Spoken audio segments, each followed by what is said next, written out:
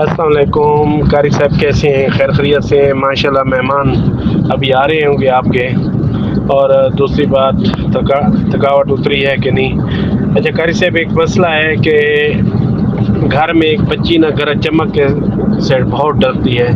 اس کے لیے کوئی وظیفہ تو بتا دیں. یعنی کہ لیے دم کر کے اس کو پانی پلائیں تو اس کا ڈر ختم ہو جائے. بہت زیادہ خوف زدہ ہو جاتی ہے جب گرج چمک ہوتا ہے. السلام علیکم ورحمۃ اللہ. جی میرے محترم اور میرے پیارے بھائی ظریف خان فرام ضلع بکھر، سوالات کے جوابات کا وقت صبح نماز کے بعد کا ہے، اور میں آپ کے سوال کا جواب اب کر رہا ہوں، کیونکہ بادل اور گرج چمک بھی ہے، اور شاید آپ کو اس بات کی خبر نہ ہو کہ سوالات کے جوابات کا وقت صبح نماز فجر کے بعد کا ہے ہر دن انشاءاللہ.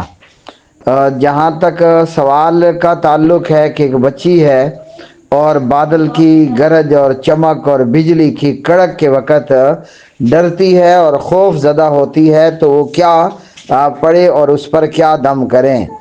ایک دعا ہے جو خاص اس موقع کے لیے ہے جب بادلوں کی گھن گرج ہو اور بجلی کی چمک اور کڑک ہو، اور وہ دعا ہر ایک پڑھے.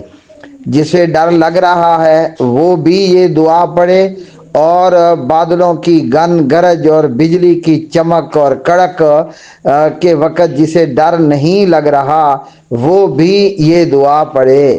اللہم لا تقتلنا بغضبک، اللہم لا تقتلنا بغضبک ولا تہلکنا بعذابک وعافنا قبل ذالک.